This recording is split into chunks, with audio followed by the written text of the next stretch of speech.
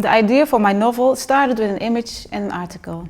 One day I was walking through the Dutch dunes, pulling my 2 daughters in a trolley through the mull sand on our way to the sea.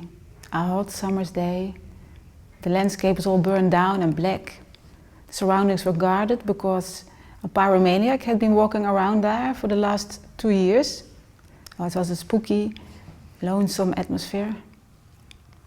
And in the newspaper I had read an article about the fact that more and more parents had let their Down syndrome kids undergo cosmetic surgery to allow them to look normal.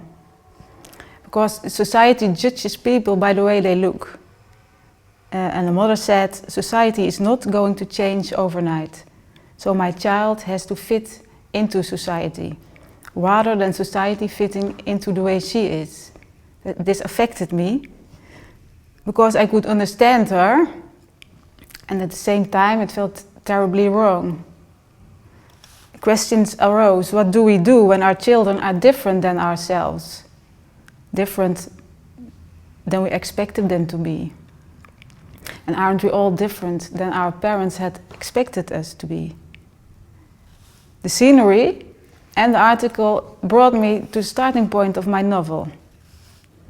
My protagonist, Tessa, pulling her Down syndrome daughter, who had cosmetic surgery, through the ashen dunes, in the blazing sun, doing her utmost in her love for her daughter, but at the same time looking for a perfect life, a normal life, a normal kid at least, her mini-me as she calls her. Parental love is always dubious, I think.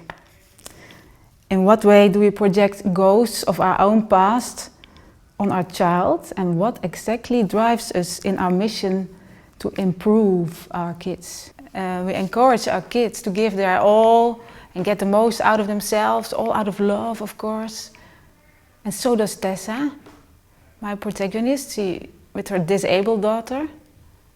She only has to work a little harder than everybody else to set the things straight. But where does this end?